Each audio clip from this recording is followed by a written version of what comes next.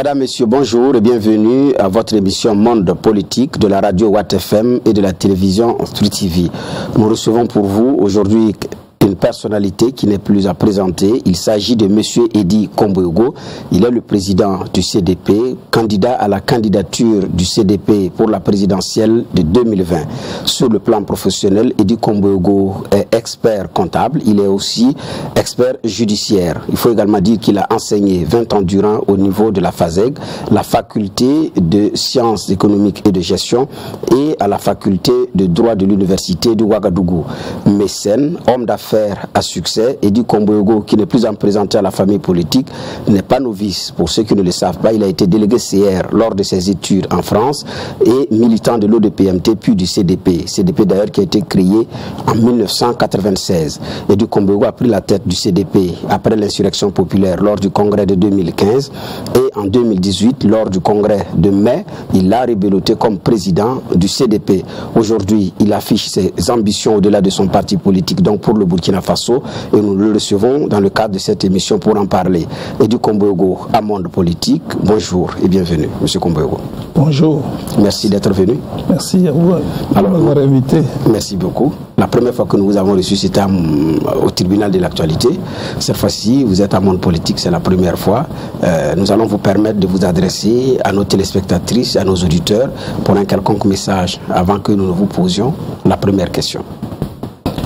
Juste vous remercier pour votre chaîne qui est une chaîne professionnelle qui par les débats, la vérité de l'information, vous arrivez à informer les populations burkinabées. Votre contribution est énorme. Je voudrais féliciter l'équipe de direction et l'équipe managériale et l'ensemble du personnel de votre chaîne. Merci beaucoup. Alors, vous êtes à l'émission Monde politique. Je rappelle que l'émission se passe les samedis à partir de 10h sur la télévision et sur la radio Watt FM 100.8. La télévision, le code d'accès c'est sur la TNT du Burkina Faso et sur le numéro 254 du bouquet Canal+. L'émission commence et nous allons commencer par l'actualité.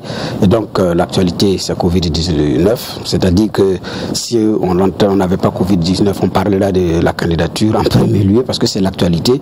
Alors, le Burkina Faso, depuis le 9 mars 2020, donc le 9 mars dernier, de façon officielle, on a enregistré le premier cas de Covid-19 au niveau de notre pays. Depuis lors, chaque jour, il y a des bilans qui sont faits. Alors, avec en prime de la gestion, un programme de prise en charge, mais aussi des consignes qui ont été données aux populations.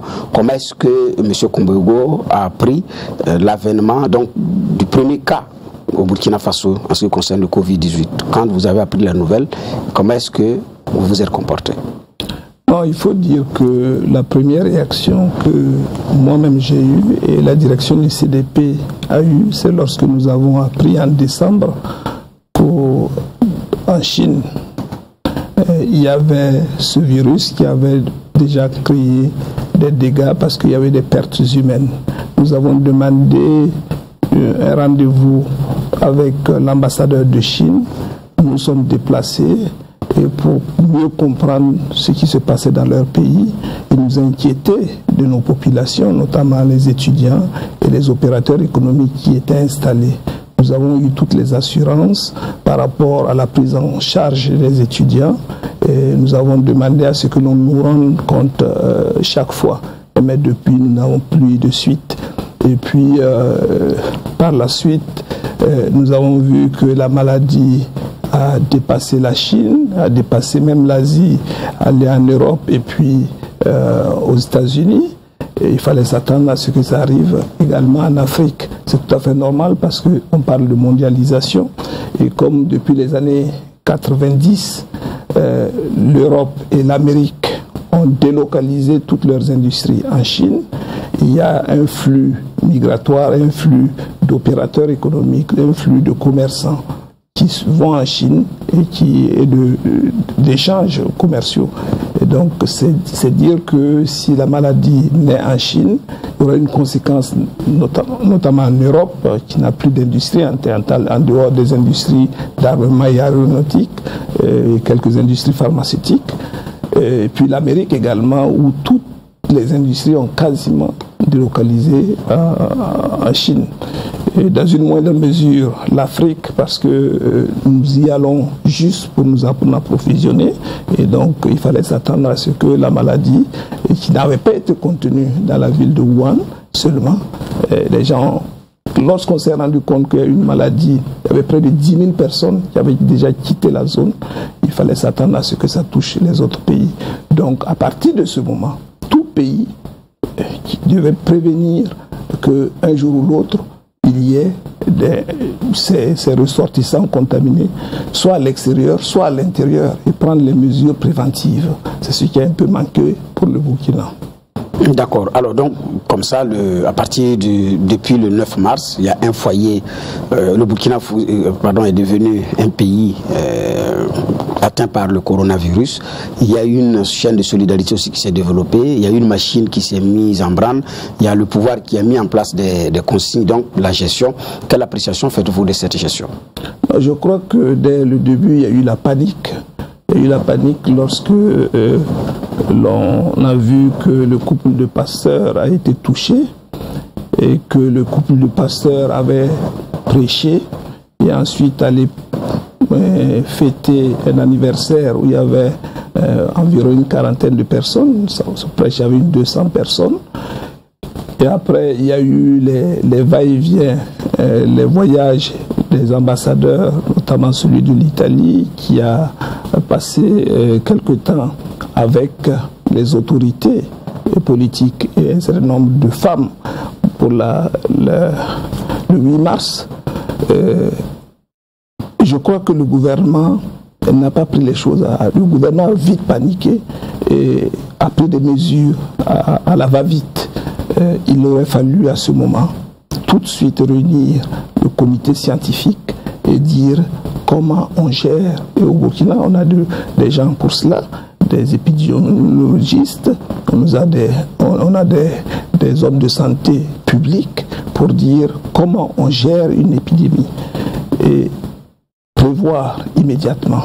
Mais comme vous avez vu constater, les mesures sont allées dans tous les sens, au point où chacun se cherchait. Il n'y avait pas de centres médicaux pour accueillir qui que ce soit, encore moins du matériel technique. Et même jusqu'à présent, il n'y en a pas. L'hôpital Blaise Compaoré, que d'aucuns ont jugé bon de changer le nom en hôpital Tengango, a reçu aujourd'hui l'ensemble des malades. Je pense que l'opérateur économique Bunkongo a également fait un gros apport en affectant la clinique des Génés pour recevoir des malades. Mais l'État lui-même est perdu. On se demande si on a affaire à des hommes politiques ou à des hommes de vision. Alors, vous dites que c'est des solutions à la va-vite, alors que ce sont des solutions qui sont venues par piliers. Donc, au fur et à mesure que la situation évolue, les mesures d'accompagnement, pour ne pas dire les solutions, viennent à chaque étape. Est-ce qu'il fallait de go fermer tout, ou bien qu'est-ce qu'il fallait faire? Non, qu'est-ce que vous appelez des mesures par piliers? Je n'ai pas vu des mesures par piliers. D'abord, ils ont commencé par la fermeture des écoles, des universités et centres de formation, et ensuite, on est monté à la fermeture des aéroports, donc pour les voyages et de frontières, donc en dehors du fret.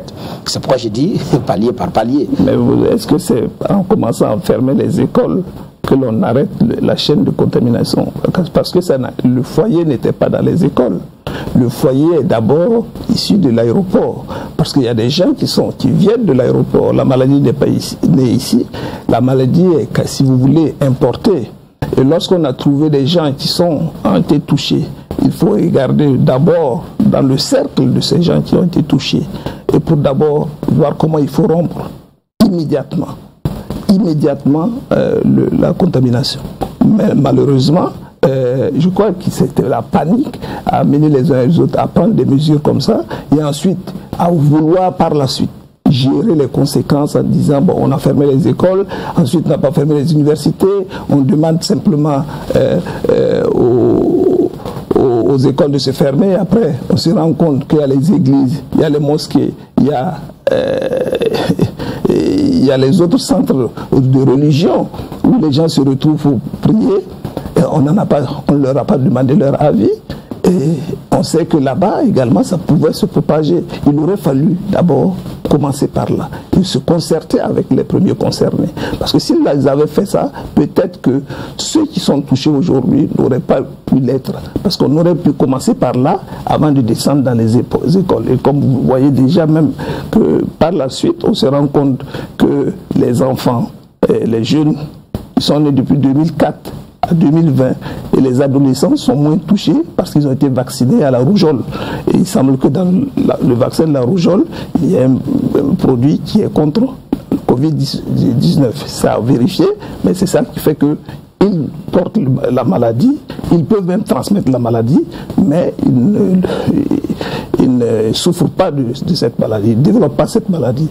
Mais il reste encore à vérifier est-ce que tout le monde a été vacciné, etc., etc. Je crois que, comme je vous l'ai dit tantôt, le gouvernement a paniqué. Parce qu'au sein du gouvernement, il n'y a pas de spécialistes. Et voilà des gens qui sont orgueilleux, qui pensent qu'ils savent tout. Et ils ont tardé à se référer au ministère de la Santé. Le ministre de la Santé avait beau parler, personne ne l'écoutait, au point même de se faire infecter elle-même, au risque même de se faire infecter elle-même, parce qu'elle courait derrière les malades, elle cherchait des lieux où les mettre. Mais les professeurs en pneumologie ont risqué leur vie et je leur tire mon chapeau parce qu'ils ont été des braves personnes pour contrer la maladie. Donc en tant que gouvernement, c'est par la suite des critiques des partis politiques, des OSC, la communauté nationale et internationale, que les uns et les autres ont fini par réagir en se disant on peut se faire appuyer par une cellule de santé. Et depuis qu'ils ont commencé à se faire appuyer par une cellule de santé, on est déjà sur la voie de la solution. Mais on est encore loin de trouver la solution. Alors sur la voie de la solution, encore moins de trouver la solution, effectivement il y a une batterie de mesures qui ont été annoncées sur le plan de la restriction liberté, donc pour limiter les déplacements, mais aussi sur les mesures d'accompagnement qui ont quand même traîné parce que pour d'autres pays qui n'avaient même pas notre seuil, rapidement les mesures ont été annoncées. Finalement, jeudi dernier, dans la nuit, le chef de l'État a annoncé une batterie de mesures pour pouvoir, comme des mesures d'accompagnement pour ceux qui sont touchés directement ou indirectement de plein fouet par le ralentissement de l'économie, donc du milieu des affaires et tout. Alors, des mesures qui ont été annoncées, vous, quelle appréciation en avez-vous fait? D'abord, je constate que notre gouvernement est passé maître dans le copier-coller, sans une analyse sociologique. Ouais, ce qui se passe en France, on dit il faut confiner, on confine, il faut mettre les gens chez eux, on les met chez eux. Est-ce que nous avons les mêmes réalités? Il fallait laisser les gens dehors? Non. Je demande, est-ce qu'on a les mêmes réalités? Mais qu'est-ce qu'il fallait faire? On aurait pu prendre d'autres solutions. Pour barrer, c'est le comportement barrière, la contagion qu'il fallait regarder déjà. Est-ce que c'est en les mettant chez eux? Tout le monde dort chez lui. Et si vous allez dans un foyer, les gens chez eux, ils sont contaminés, ils vont contaminer les autres. On dit distanciation sociale. On répète également distanciation sociale sans savoir quel est le contenu de la distanciation sociale. La distanciation sociale s'adapte en France parce qu'ils ne vivent pas d'une manière sociale. Les familles ne sont pas dedans. On dit distanciation sociale. Nous sommes dans les foyers. Il faut parler de distanciation physique. Mais est-ce que vous ne pouvez pas éviter à l'Afrique imposer à l'Afrique une distanciation sociale parce que nous vivons déjà en société. Dans une cour, les gens vivent ensemble. Maintenant, il faudrait qu'une distanciation physique d'au moins 1 mètre. Il faut expliquer pour que les gens comprennent mieux. Malheureusement, ce n'est pas... Ils reprennent, ils font du couper-coller, ils disent, bon, voilà, distanciation sociale. Et puis les gens ne comprennent pas, ils rentrent chez eux, ils sont en jeu, ils mangent ensemble, dans la même assiette, ils se contaminent. Et ça, ce n'est pas une attitude à barrer la contagion. Mais retourner chez soi, se confiner chez soi, quand on sent les symptômes, c'est une chose. Mais il faut se distancer du reste de la famille. Il faut s'isoler du reste de la famille. Et lorsqu'on a les symptômes, appelez pour que le 35-35 pour qu'on vienne vous chercher. Mais comme vous l'avez vu constater, ce service qui a été mis en place a été vite débordé. Des appels sont partis de tout le monde. Parce qu'on n'a même pas pu gérer la peur et la psychose. Le simple fait de dire cette maladie est hyper grave, elle va tuer, elle tue partout, ça va ravager l'Afrique. on nous construit dans la tête des Burkinabés une psychose qui devient un autre mal à gérer. Ce qui fait que certains, quand ils éternuent, se disent qu'ils sont déjà contaminés. Exactement. Mais vous savez-vous que chaque année, la grippe fait 500 000 morts dans le monde. Rien que la grippe. On ne le dit pas. Et aujourd'hui, la mortalité dans le Covid-19, si on veut suivre les pas, vous allez vous rendre compte que c'est autour de 1%. Pourquoi? Mais c'est parce que c'est la comorbidité qui fait qu'il y a plusieurs personnes et les taux sont assez élevés. La comorbidité est due à quoi? Il y a des gens qui ont d'autres maladies respiratoires, des maladies pulmonaires, des maladies... d'autres maladies comme infectieuses. Et lorsqu'ils contactent le Covid-19, ça accélère le processus de détérioration de l'immunité, de sorte qu'on peut perdre la vie. Et ces personnes sont le plus souvent âgées, ou le plus souvent arrivées à un stade 2 ou 3 de leur maladie initiale. Et lorsqu'on prend tout cela en disant ils sont morts de coronavirus, eh bien on a un taux assez important qui fait davantage peur. Il faut apprendre aux gens à être courageux et faire face à la maladie que de contribuer à développer cette peur. Et le président Kaboré a manqué cela avec tout son gouvernement. Il n'a fait qu'enseigner la peur en voulant confiner les gens chez eux. Et le confinement n'est pas forcément la solution. Le confinement développe d'autres pathologies. Lorsqu'on vous dit, vous commencez à avoir un paludisme. Il aurait fallu faire quoi? Laisser les uns les autres continuer de vaquer quotidiennement leurs occupations? Pas du tout. Il aurait fallu immédiatement rechercher à équiper d'abord, très rapidement, comme ce que le Bénin a fait, les 13 régions d'équipement, équiper les 13 régions, faire un dépistage décentralisé et apprendre les gens à avoir un comportement de barrière, se laver les mains comme on l'a si bien dit, mais immédiatement porter le masque, pas d'attendre d'être malade pour porter le masque. Je vais vous donner un exemple. Hong Kong est un pays à 7 millions d'habitants, avec 7 000 par kilomètre carré, une densité 60 fois supérieure à celle de la France. Mais on en a dénombré 600 malades avec 4 morts. Tout simplement parce que tout le monde porte le masque. Que vous ayez la maladie ou pas, vous portez le masque. Parce qu'à ce moment, vous, si vous êtes touché, vous ne pouvez pas contaminer. Si vous n'êtes pas touché, personne ne peut vous contaminer. Et lorsqu'on rentre, on a un comportement hygiénique qui est de se laver, nettoyer et enlever les habits, remettre à nettoyer au savon avec la mousse. Nous avons tout cela. Nous avons des producteurs de savon locaux. Et c'est ce que d'ailleurs le CDP fait dans les 45 provinces. Voyez-vous? Et ça aurait pu dire aux gens, vous pouvez, la maladie est là, elle est réelle, mais vous pouvez mettre des comportements barrières courageusement, mais pas en fuyant. Et une fois que l'on le sent, il faut que la personne sent les symptômes, il faut qu'il se distancie des autres groupes. Et ce travail de communication a beaucoup manqué dès le début. On a plutôt tombé dans la peur et cette peur-là fait qu'aujourd'hui, on confine toutes les villes. Ouagadougou ne peut pas sortir. Et aujourd'hui encore, on vient de dénombrer encore 3 pays et 3 villes où il y a encore des malades. On va les confiner si on ne peut pas sortir. Et si tout le monde vit dans le confinement, je ne crois pas que l'État ait les moyens de s'en sortir économiquement. Mais l'État a proposé effectivement des mesures d'accompagnement, donc des moyens qui sont mis en branle pour accompagner sur le plan social et dans le milieu des affaires, donc sur le plan financier. Non, vous avez dû constater que le président Roch-Marc Christian Kaboré n'a fait que suivre ce que le CDP a fait comme proposition. Il n'y en a que 2 jours avant, le CDP a fait un communiqué pour dire que vous avez pris des mesures de fermer les marchés, de confiner les gens chez eux, mais d'arrêter le transport. Eh bien, cela a une conséquence sociale et économique. Il y a des... Allez-y. Il y a des gens, il y a notre économie est à 80% composée de secteur agricole et secteur informel. À l'intérieur des 80%, vous avez environ 30% des gens qui sont dans le secteur informel.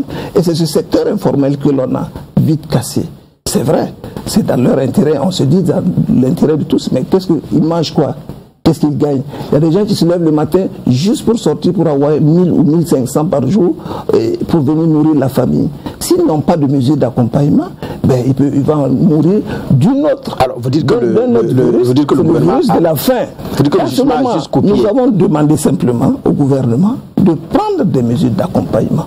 Et le gouvernement est allé dans le sens. Mais nous ne croyons pas qu'il soit à mesure même de le réaliser, parce que quand on regarde le budget qui sera mis en place pour lutter dans ce coronavirus, c'est à l'ordre de 394 milliards.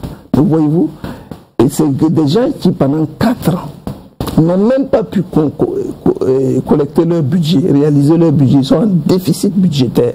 Ils révisent près de 3 à 4 fois le budget par an. Et aujourd'hui, ils se disent, on va chercher 394 milliards pour lutter contre le... Je n'y crois pas, moi, tant que je ne vais pas voir. Dans tous les cas, le CDP et les autres partis membres du CFOP, nous allons faire la proposition, vont mettre des comités de suivi de la gestion de ces fonds. Parce que il y a de bonnes volontés qui apportent de l'argent, mais on ne sait jamais où ça se passe. Alors, vous avez vu dans le cas de la lutte contre les terroristes, tous les apports, qui vous a déjà fait le point sur cette gestion. Alors vous affirmez qu'ils ont pris vos mesures, vos propositions, oui. Alors que le ministre porte-parole du gouvernement avait dit qu'il y a un comité de réflexion qui était en train de travailler. Ce n'est pas, c'est tout de même une coïncidence de calendrier. Vous avez sorti votre communiqué, le chef de l'État est sorti, mais ce n'est pas pour autant que c'est vos propositions qui ont été calquées. Parce qu'ils affirment qu'ils étaient en train de travailler, il fallait faire d'abord un diagnostic et proposer maintenant la thérapie. Un diagnostic de quoi? C'est facile pour vous de dire que c'est vos propositions. Comment ce comité de réflexion n'a pas pu ce diagnostic avant de prendre la mesure de fermer les marchés? Il aurait fallu, s'il y avait un comité de réflexion, un comité, s'il y avait une démarche intelligente, pas moi, même pas intelligente, je sais simplement une démarche intelligente, c'est de dire nous voulons prendre des mesures, ça aura une conséquence, donc il faut des mesures d'accompagnement. Et si ça n'a pas été fait, on prend les mesures et ensuite on dit on met un comité de réflexion pour revenir. Voyez-vous, ce n'est pas une méthodologie qui montre que c'est du tâtonnement et dans la gestion que nous avons toujours dénoncé de ce gouvernement. Vous doutez de leur capacité à pouvoir effectivement trouver les moyens pour pouvoir régler ces choses, mais quand quelqu'un vient pour payer la facture, pour les factures d'eau et d'électricité, le chef de l'État l'a dit, c'est réglé. Et puis les autres mesures d'accompagnement pour les femmes qui vendent les produits, les fruitiers et les produits de la maraîchère-culture, là au moins c'est concret. Mais est-ce que ce sont les seules mesures? Non, ce ne sont pas les seules mesures. Où se trouvent vos réserves? Vous mettez vos réserves à quel niveau? Se retrouvent partout. Comment vont-ils trouver les moyens et quelle sera leur répartition pour les secteurs, ceux qui sont dans le secteur informel, qui ont eu les marchés fermés? Quel nombre sont-ils ces commerçants-là? Combien vous allez leur donner pour compenser sérieusement? Pour combien de temps? C'est une enveloppe de 100 milliards qui est sur la table, à travers les fêtières. Vous voulez trouver où? Vous savez, nous avons déjà vu des programmes comme ça, le programme pour le Sahel, où on a dit qu'il y a 350 milliards qui seront investis là-bas pour que les choses Oui, le programme d'urgence pour le Sahel. Le programme d'urgence pour le Sahel, est-ce qu'ils ont pu débloquer 10 milliards? Rien. Il n'y a même pas de compte rendu, il n'y a même pas de... Alors, vous voyez, ce sont des gens, c'est de la vraie escroquerie, j'allais dire, que le gouvernement vient de faire. Mais nous serons vigilants, nous serons regardants. Et si les populations ne sont pas accompagnées, eh bien, nous allons nous faire entendre. Alors, vous serez vigilants, vous allez effectivement sur ces choses-là. Edi Komboigo, président du FASO, à cette étape-là, quelles allaient être les solutions qu'il allait proposer? Edi Komboigo, à cette étape, attendons 2020, quand Edi Komboigo sera là, il vous déclinera tout son programme, il va être vraiment anticipateur. Nous avons, moi je vous ai toujours dit au CDP, Edi Komboigo ne gérera pas seul. Edi Komboigo a derrière lui des gens d'expérience, pas d'ancienneté, d'expérience, avec beaucoup à un niveau très élevé, qui savent anticiper, comme on le savait le faire avant. Et aujourd'hui, actuellement, en tirant une leçon de notre proche et récente histoire, nous avons encore de meilleures propositions à faire pour les années à venir. En fait, je pose la question par rapport à cette gestion de Covid-19 parce que vous êtes dans la position facile aujourd'hui. C'est celle de dire il n'y a pas grand-chose qui est fait, ce n'est pas bien fait, ça ne sera pas fait. C'est la position de la critique. Alors, dans la veine de la proposition, on a vu vos différentes propositions qui étaient contenues dans la déclaration, mais il y a aussi à aller au-delà. Si vous étiez à la place du chef de l'État concrètement, comment est-ce que vous alliez aborder cette crise-là? Je vous l'ai dit tantôt, c'est la réflexion anticipative et prospective et préventive. Ce n'est pas des décisions brutes et sans accompagnement et sans conséquences. Ils ont pris des décisions et ils gèrent maintenant. Or, nous aurions fait une analyse pour arrêter d'abord la contamination d'une manière intelligente. Je l'ai dit tantôt, on savait d'où le foyer se dessinait. C'est par là qu'il fallait rechercher. Ce n'est pas ailleurs, ce n'est pas dans le marché, comme j'ai dit. C'est vrai que les premiers qui ont été contactés, leur lieu de travail, ce n'est pas le marché, ce n'est pas des gens qui font le marché, souvent. Mais la peur a fait que on a dit, il faut aller fermer les marchés. On aurait pu organiser les marchés autrement, en leur disant, il y a un certain nombre vous allez faire 2 à 2, en groupe de 2 ou de 3, en prenant les mesures de blocage, laver les mains certainement, mettre le masque, mais continuer à travailler assez calmement. Ça, l'avantage n'est pas asseoir la psychose. On meurt d'autres maladies même. On développe d'autres pathologies issues de la peur. Il y en a beaucoup de gens qui sont comme ça. Pour un petit bobo, j'ai la chance d'avoir mon épouse médecin qui m'en parle souvent. Un petit bobo, les gens se disent, c'est le coronavirus. Comme s'il n'y avait pas d'autres pathologies que le Burkina vit et vivait depuis. On vit le palu fait plus de morts. Donc c'est pourquoi je vous dis, la manière dont a été traité, nous les avons accompagnés en disant, tout ce que vous avez pris les décisions, et les mesures d'accompagnement. Mais nous aurions fait autrement. Et c'est ce que je suis en train de vous dire. D'accord. Alors déjà, sur le plan contribution, elles sont nombreuses ces personnes burkinabées qui ont mis la main à la poche. Vous faites partie des premiers qui se sont signalés dans cet élan de don. Vous venez de dire que madame est médecin, elle a une clinique. Est-ce que cette clinique sera mise à la disposition des Burkinabés? C'est aussi autant de questions qui reviennent. Non, en fait, si vous alliez à la clinique, dès les premiers moments, j'ai demandé à mon épouse, en échangeant avec elle, est-ce que vous avez pris les dispositions sécuritaires, d'abord pour vous, et ensuite pour les patients. Je pense qu'après débat avec les médecins là-bas, il y a 2 qui se sont dit, mais pourquoi on va faire peur aux médecins? Effectivement, ils avaient raison, mais dit non. Dites-leur plutôt que si vous prenez des dispositions de protection, vous protégez, mais vous protégez également le patient. Le patient peut venir avec une pathologie autre que le Covid-19, mais vous qui recevez n'importe qui, si vous n'êtes pas protégé, vous pouvez contracter la maladie et aller transmettre cette maladie à un autre patient qui a une autre pathologie qui va peut-être accélérer son déficit immunitaire. Donc, il faudrait que tout le monde prenne les mesures de sécurité sanitaire et d'hygiène sanitaire. Et je pense qu'ils ont fini par le faire. Et c'est quand vous arrivez, je crois que dès l'entrée, on vous prend la température. Si ça dépasse déjà 18 degrés, ils vous conseillent de retourner et de vous isoler. Et ils prennent la responsabilité d'appeler le 3535 avec vos coordonnées et pour qu'on vienne vous chercher. Mais je ne suis pas médecin moi-même, je ne suis pas tous les jours là-bas. Je ne peux pas garantir que tout se fasse. Je pense que... Ceux qui vous sont proches vous disent, homme de grand cœur, vous êtes généreux. Est-ce que cette clinique pourrait être également mise à la disposition des Burkinabés? Mais c'est une nécessité que l'on requiert les cliniques, il n'y a pas de raison. Mais il y a encore... Mais il y en a qui n'ont pas attendu, qui ont annoncé pourquoi vous attendez. Et qui n'a pas attendu? Boumaf n'a pas attendu. Boumaf n'a pas développé de clinique et Boumaf a acheté une clinique mais c'est sa propriété. Qui n'était pas opérationnelle. Attention. Mais il y en a qui ont déjà donné un hôtel. Vous avez une clinique avec des malades couchés. Vous n'allez pas les sortir pour prendre d'autres malades. Encore faut-il connaître la capacité de la clinique, voyez-vous. Mais si on met les mêmes précautions dans un protocole de soins, je suis sûr que la clinique qu'elle gère peut également gérer l'ensemble de ces malades. Ce n'est pas sorcier, ce n'est qu'une grippe. Il faut que l'on se dise que ce n'est qu'une grippe.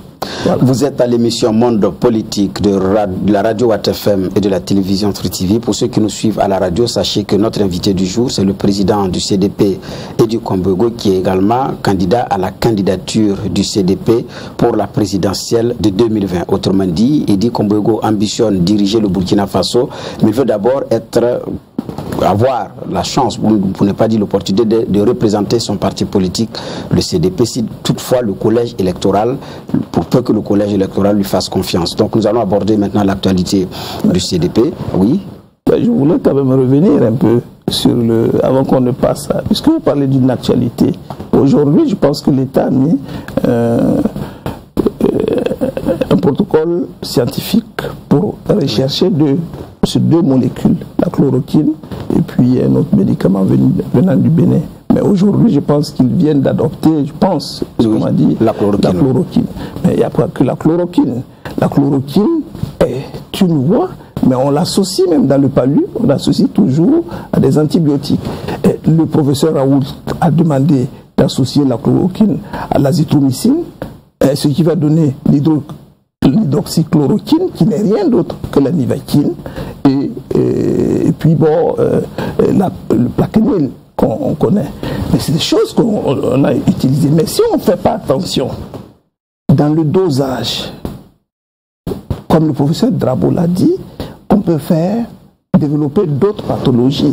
C'est pourquoi il faut que l'État continue de ne pas paniquer, de continuer de nous sortir un protocole scientifique cliniquement arrêté. Vous avez dit qu'ils ont fait confiance aux scientifiques qui y travaillent, je pense que c'est réglementé. Oui, mais vous voyez que ce n'est pas eux qui annoncent. Parce que de plus en plus, le politique est en train d'enlever son pied et sa main dans la gestion, et c'est le comité scientifique. C'est le ministre qui a annoncé, donc voyez-vous, ils sont encore là-bas, et puis c'est ce qui nous fait peur. Vous n'avez toujours pas confiance même avec cela? Non, parce qu'eux, ils paniquent vite. Laissez les scientifiques qui sont plus posés, qui ont fait des études pour cela, le faire. Et si on fait plus confiance aux scientifiques, ils peuvent avoir la solution. Peut-être qu'on peut déjà commencer à traiter certains malades dans des cas avec la chloroquine ou l'hydroxychloroquine et puis observer pour le reste. Et ils ont dit qu'ils peuvent encore fabriquer la chloroquine ici. Ils ont même montré des machines qui fabriquaient, mais où se trouve la matière première. Ils attendent les intrants qui doivent venir de l'Inde pour pouvoir lancer les turbines. L'Inde même est confinée. Pour pouvoir lancer les turbines. Mais heureusement, le fret n'est pas confiné. Ben exactement. Nous souhaitons que ça arrive le plus rapidement possible pour que l'on puisse produire une quantité de sécurité prudentielle. C'est-à-dire en fonction de l'augmentation des malades, que l'on puisse produire une quantité au point où, si leur protocole est validé, on puisse immédiatement les utiliser. Et maintenant, si c'est validé, on peut maintenant ouvrir la production en grande quantité pour servir d'abord notre pays et puis pourquoi pas les autres pays. D'accord. Alors, je disais qu'on allait aborder l'actualité politique. Maintenant, c'est en ce qui concerne votre parti politique, le CDP. N'eût été Covid-19, aujourd'hui, on saurait qui allait porter les couleurs du CDP à l'issue des travaux du collège électoral qui, après, vont être soumis au président d'honneur, Blaise Compaoré. Alors, maintenant, les travaux ont été stoppés net. Alors, pour le gouvernement, tout prend fin. On a l'impression que tout prend fin à partir de fin juin, lié à la gestion du Covid-19. Est-ce que vous pensez déjà à votre congrès? Non, nous n'avons aucun problème pour le choix du candidat. Nous avons dit qu'on ne cherche pas à être le pouvoir pour le pouvoir. On cherche le pouvoir pour gérer un pays et une population. Et donc, si la population est dans une situation sanitaire difficile, en tant que parti responsable, nous ne pouvons pas ignorer la situation. Nous sommes obligés de nous adapter à la situation. Nous avons tous les moyens de choisir le candidat d'une manière ou d'une autre en nous adaptant à la situation.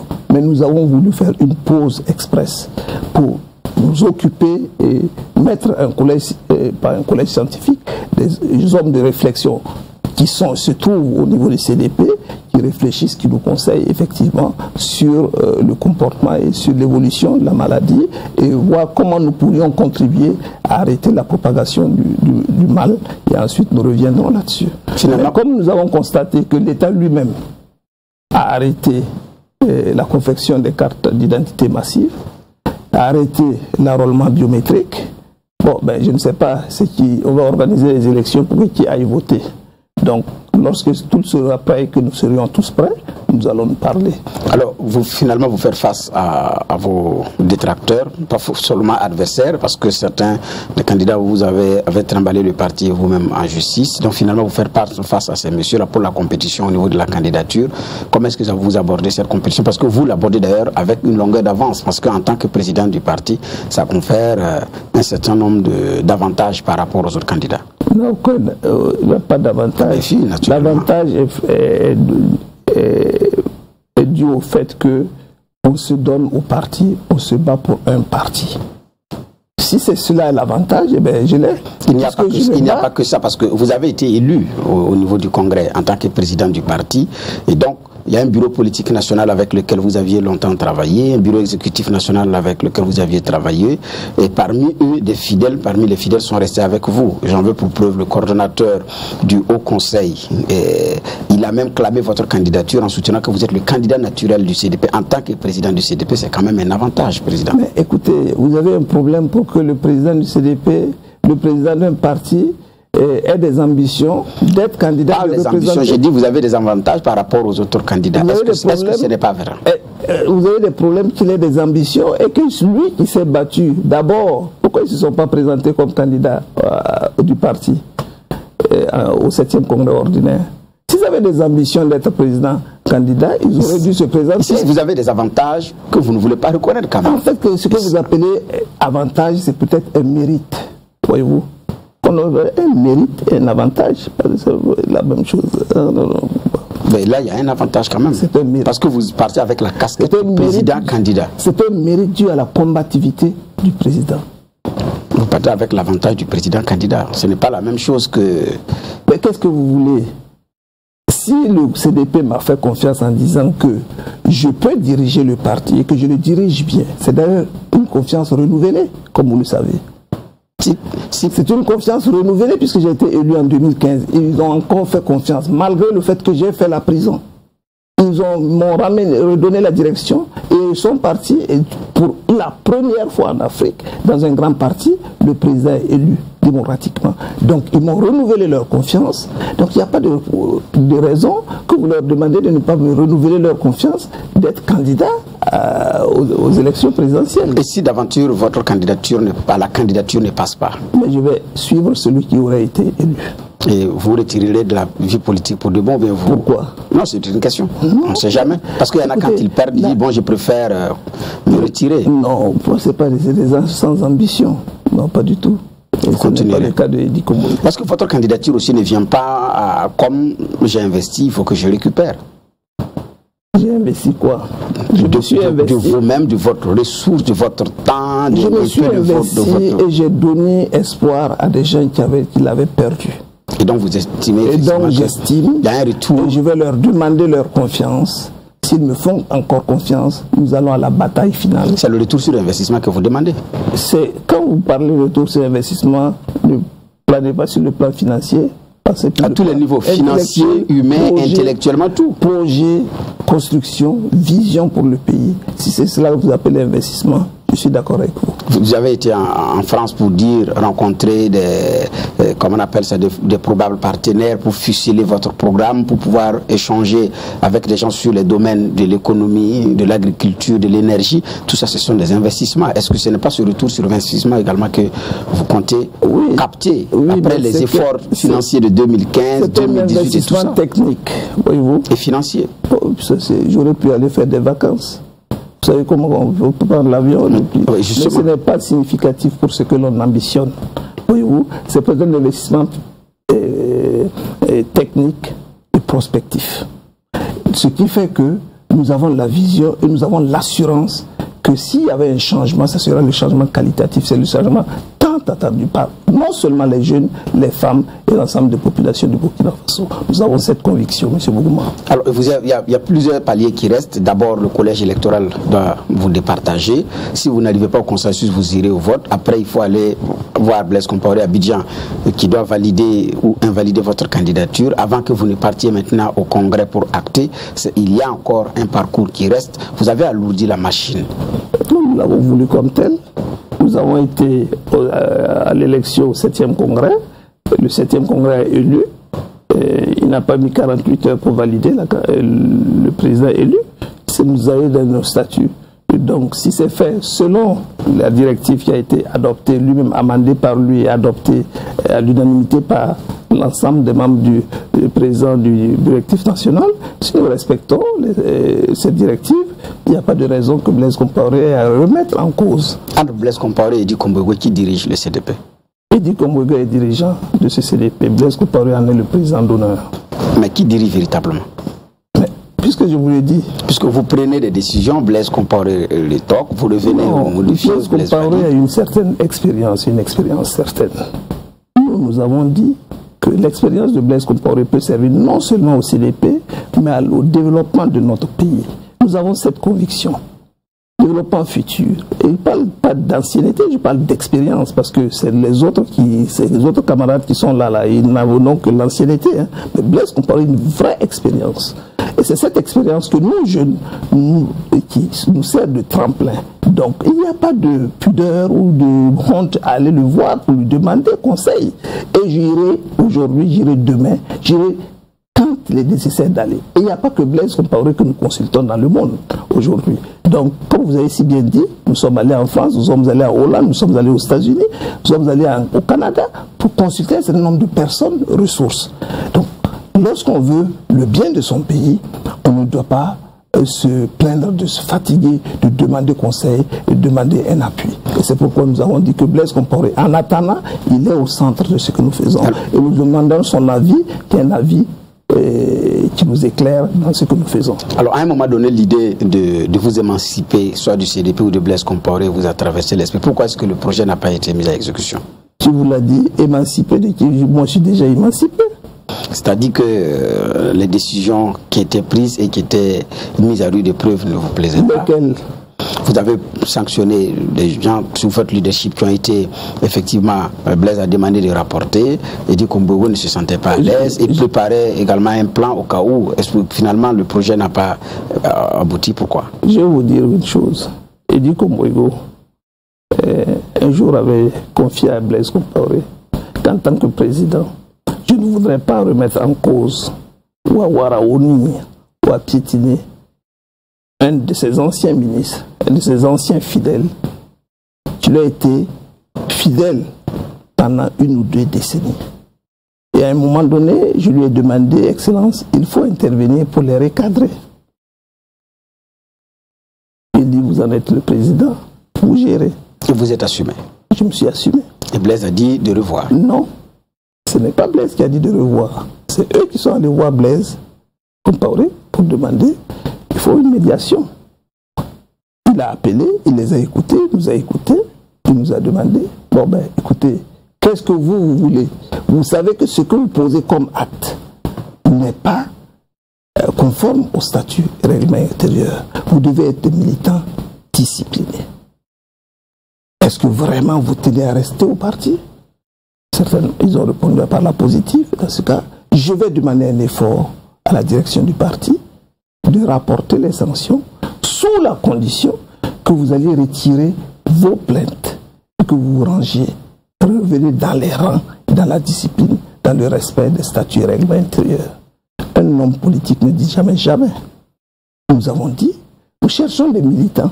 On a des militants qui ont une certaine ancienneté dans notre et qui ont à un moment donné de la vie parce qu'ils ont des ambitions personnelles, parce qu'ils savent qu'ils ne pèsent pas beaucoup et ont posé des actes de discipline.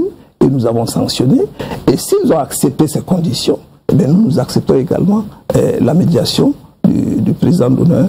Et nous avons réuni encore les instances. Nous avons lutté, nous avons expliqué. Et les instances ont accepté. Et nous les mettons en observation. Il y en a qui sont revenus et qui travaillent pour que ça le parti puisse gagner, comme il y en a qui hésitent encore à revenir. Mais nous leur disons, revenez, le CDP a besoin de vous. Il n'y a pas de honte, il n'y a pas d'orgueil. Il faut revenir, on est des politiques. Ce qui prime, c'est l'intérêt supérieur de la nation, donc l'intérêt supérieur du CDP. En tout cas, vous avez pu faire preuve de courage, là il faut vous le concéder, en tenant la barque malgré toutes ces difficultés. Donc on se pose la question, quel a été le secret d'Edi Kombouego pour faire face à ces loups politiques, comme on les appelle? Parce qu'ils sont nombreux qui ne savaient pas que vous avez aussi un passé de militant politique, même si vous étiez retranché dans les affaires, contribuant autrement. Donc je pose la question, quel a été le secret d'Edi Kombouego face à ces messieurs? Il n'y a pas de secret spécifique, il faut simplement être politique. Qu'est-ce que ça veut dire être simplement politique? Patient, écouter, réfléchir, agir. Patient, écouter, réfléchir, agir, et c'est ce que vous avez fait. Alors, est-ce que aussi, mais il y a une machine derrière, quand on dit Edi Kombouego, c'est une machine. On dit Edi Kombouego. C'est une machine financière. C'est le CDP, c'est des hommes de qualité, de haut niveau comme le Haut Conseil, c'est des hommes de qualité comme le Bureau exécutif national, c'est des hommes de qualité comme le Bureau politique national, c'est des hommes de qualité comme les sections provinciales, et c'est des hommes de qualité comme les sections, sous-sections communales et d'arrondissement, et c'est des hommes de qualité comme les comités de base villageois. C'est tout cela, le CDP. Alors, le programme de Edi Kombouego, il pèse combien pour le Burkina Faso? C'est-à-dire? Parce que vous avez dans l'estimation de votre programme. Au moment venu, vous le saurez. Pourquoi? Parce qu'on est en 2020. N'eût été Covid-19, vous serez pratiquement chaque week-end parti pour la campagne. On n'est pas dit la campagne. Donc, c'est-à-dire, pour quelqu'un qui est allé en Europe, qui a parlé à des industriels, qui a parlé à des partenaires, qui a parlé à des investisseurs, dans un coin de sa tête, et qui ambitionne gouverner autrement le Burkina Faso, dans un coin de sa tête, il y a quand même une idée de combien il compte. Certainement. Mais voilà, justement. Il vaut le budget, les capacités de mobilisation du Burkina et les ambitions que nous donnons de réorganiser toute l'économie. Je ne vous donnerai pas en termes de chiffres. Pourquoi? Parce que ce projet, ce programme du président, si c'était moi qui étais élu comme candidat, il sera remis encore au Bureau exécutif national pour être enrichi. Nous aurons peut-être des séminaires d'une semaine et ensemble pour que tout le monde s'approprie du programme.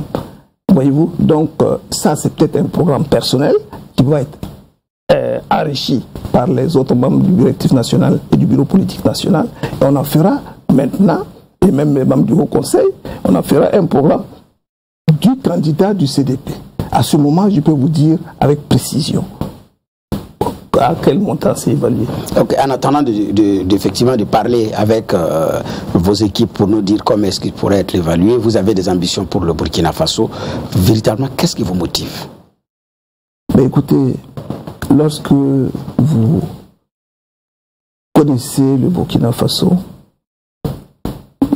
d'abord la Haute-Volta, vous avez vu l'histoire de la Haute-Volta passer en Burkina Faso dans les années 84. Les efforts de nos dévanciers, la combativité de ceux qui ont voulu transformer le Burkina et qui l'ont transformé jusqu'en 2000, dans les années 2010. Et lorsque nous voyons comment le Burkina replonge avec tristesse, on pleure dans son cœur. On ne peut pas le laisser faire. On ne peut que dire il faut redresser la barre. Et c'est sur quel levier vous allez vous appuyer pour redresser la barre? Levier économique et social. Concrètement? Je vous dis que vous n'allez pas m'amener. Je ne vous amène pas, je veux savoir. Vous êtes là pour qu'on puisse savoir. Avec tout le respect que je vous dois, respecter également nos téléspectateurs. Parce que vous revenez une fois sur la même question, Edi Kombouego vous dit que vous aurez l'occasion de le voir et de l'analyser. Si vous voulez vous-même savoir, si je suis élu, je vais d'abord vous sortir un bouquin où vous exposez quelles sont les ambitions de Edi Kombouego pour le Burkina. Très peu. Et ensuite, vous aurez le détail de notre programme. Donc, on ne peut pas parler de ce qui est du programme d'une manière anticipée. Voyez-vous, nous ne sommes pas un parti qui panique et qui gère dans la panique comme certains. Nous sommes un parti responsable qui est organisé, structuré. Ça peut vous paraître un peu lourd, mais un parti dont la démarche méthodologique et scientifique et technique pour garantir les résultats. Parce que notre gouvernance, ça sera une gouvernance par le résultat. Et donc par la croissance et le développement. Le mieux vivre ensemble au Burkina. Et donc le développement du Burkina et des Burkinabés. L'unité. Et faire de sorte que le Burkina rayonne encore à l'international comme il a été. Et mieux qu'avant. Nous avons les moyens de le faire. Et nous le garantissons. Nous le disons aujourd'hui. Et prenez cela et vous nous jugerez à l'acte plus tard. Certains vous diront, moi je vais activer le levier de l'agriculture, d'autres c'est le levage, il y en a qui diront que je vais faire d'autres secteurs. C'est pourquoi je vous demande, je vous pose la question, quand vous vous rasez chaque matin, vous dites si je suis président, qu'est-ce que je vais faire? Mais ça c'est pour le leader, ce minimum-là, il peut dire à des gens qui un jour pourront aller glisser un bulletin dans l'urne pour lui. Est-ce que lui dire c'est trop compliqué pour attendre un livre, tout un livre? Sans vouloir froisser votre intelligence de journaliste assez posée, je pense que l'agriculture future n'est pas... C'est un exemple que j'ai pris. N'est pas exemple de l'économie. J'ai pris un exemple. Je vous ai dit que l'agriculture fait partie... Mais votre exemple est mal pris dans ce cas. Mais donc, dites-nous réellement ce que vous allez faire. C'est ce que je vous ai dit. L'appui, c'est économique et social. L'économie qui sert le social qui fait progresser l'économie. Et nous allons le dire. D'accord, nous sommes il reste quelques minutes, nous allons aborder la dernière rubrique, ce qu'on appelle les questions diverses. Alors, les questions diverses, il y a au niveau du CDP, il y a d'autres qui étaient partis. On parle que la démission est prévue, mais la réintégration, les textes ne l'ont pas prévu. Alors, je pose la question par rapport à Bourema Badini. Finalement, est-ce qu'il est revenu? Parce que quand nous avions reçu le secrétaire en charge de l'organisation, il nous disait que le mécanisme ne facilitait pas le retour, il fallait aller à la base. Est-ce que c'est fait maintenant? C'est simple, c'est vrai. Lorsque vous démissionnez d'un parti, vous voulez revenir, vous demandez une adhésion. Mais comme sa démission a été liée, il l'a liée pour lui sur le fait qu'il a eu une sanction de suspension, il a justifié, il dit qu'il ne peut pas accepter cela, il a démissionné. Par la suite, après la médiation, il a pris l'engagement de revenir, il a envoyé une lettre de demande de réintégration au regard de nos statuts. Et je suis garant du respect des statuts règlement intérieur, comme la direction du parti.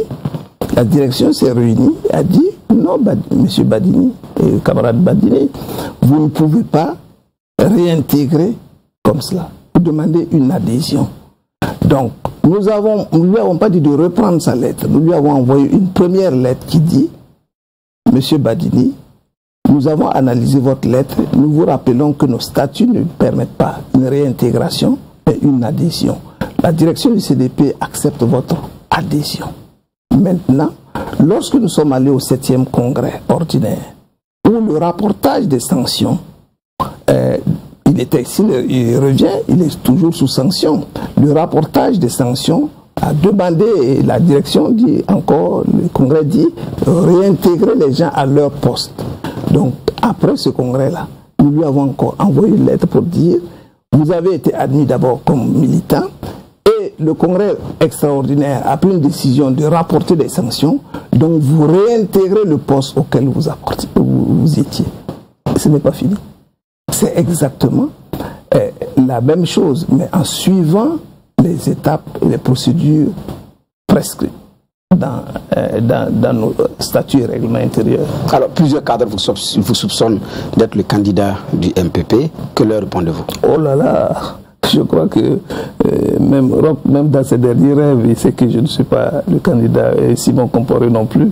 Et ils savent que je ne suis pas le candidat. Ce sont des cadres de chez vous. Même dans leur dernier rêve, ils savent que je ne suis pas le candidat du MPP. Ce n'est pas des cadres du MPP qui le pensent, des cadres du CDP qui le Oui, pensent. mais peut-être que c'est le dénigrement parce qu'ils savent que Eddy Komboigo est une personnalité du CDP et c'est peut-être la délation pour que parfois quand on est en compétition, on donne des mots. Moi, ce n'est pas ma manière de me battre, mais bon, eux, ils utilisent tous les moyens. Mais c'est parfois honteux. Alors, vous gérez mieux vos affaires, c'est ce qu'ils disent, mais prétendre à gérer le pouvoir d'État, c'est autre chose. Et c'est l'un des arguments avancés par un cadre comme Léon Skoné, donc qui estime que vous n'êtes pas suffisamment préparé, suffisamment prêt, politiquement outillé pour exercer le pouvoir d'État en tant que président du Faso. La réponse de Eddy Komboigo. Nous avons l'occasion de vous poser cette question. Il est politologue. Il est un agent de contrôle, d'évaluation des cadres qui doivent être mûrs pour gérer un pays. Ce que je sache, c'est un banquier. Il y a d'ailleurs géré des banques qui sont tombées en faillite. Mais ce n'est pas la réponse à notre question. Non, mais écoutez, moi je vous le dis. S'il le dit également, moi je n'ai pas à répondre à Léon Skoné. C'est à mes militants qui me répondent. S'ils estiment que Eddy Komboigo est la maturité nécessaire et suffisamment préparé, ben, ils me voteront pour être le candidat. Et s'ils me font confiance, si on arrive à asseoir la confiance, à avoir la confiance du peuple burkinabé, ben, si je suis candidat du CDP, ils m'éliront comme président du Faso et nous allons changer nettement la gouvernance et nous allons propulser le Burkina vers une croissance et un développement sérieux et qui, comme je vous l'ai dit, replacer le Burkina sur l'échiquier international, un pays de référence. En tout cas, il y a beaucoup de jeunes qui comptent sur vous, qui vous font confiance. La preuve, ils vous ont accompagné avec la caution de votre candidature et disent s'engager également à cotiser pour déposer la caution à la présidentielle. Autrement dit, vous avez des soutiens et l'on espère qu'au soir de votre dépouillement au niveau de la candidature, votre candidature va passer comme candidat maintenant à la présidence du Faso et les Burkinabés vous départageront dans les urnes. Donc, pour le reste, ce que nous pouvons faire, c'est vous souhaiter beaucoup de courage en attendant la période de la compétition électorale. Oui, voyez-vous que les jeunes ont déjà répondu aux diatribes de Sieur Léon Skoné. Donc ce n'est pas moi, ce sont les militants. Alors, donc ils sont plus convaincus de ce que je fais que de ce que lui dit. Je continue, je pense qu'il n'y a pas seulement que les militants du CDP qui sont convaincus que nous sommes l'homme de la situation et l'homme qui va faire le changement, non seulement générationnel, mais le changement qualitatif. Il y a d'autres partis qui ont demandé à soutenir ma candidature au CDP. Il y en a d'autres qui sont en préparation. Nous sommes convaincus que... Quelles sont les autres en préparation? Non, vous allez le voir. Quand ils seront prêts, ils vont le dire. Nous ne faisons pas les choses. Il y en a qui viennent nous voir, qui nous proposent. On leur dit, voilà la démarche à suivre si vous voulez nous soutenir. Et s'ils sont prêts à le faire, ils iront les conventions et ils iront faire des déclarations comme les premiers l'ont fait. Également, c'est la fin de cette émission. C'est le temps qui nous était imparti est terminé. Nous vous disons merci d'être venus. Et nous disons également que les portes de l'émission vont être ouvertes. Et puis, pour d'autres numéros, surtout que 2020, c'est une année hautement électorale, donc une année politique. Madame, Messieurs, c'est la fin de cette émission. Nous vous disons merci, vous qui l'avez suivi. Au revoir et rendez-vous le week-end prochain pour un autre numéro de votre émission Monde Politique. N'oubliez pas de prendre soin de vous-même et de prendre soin de vos proches en suivant les consignes pour la lutte contre le Covid-19. Au revoir et bien des choses chez vous.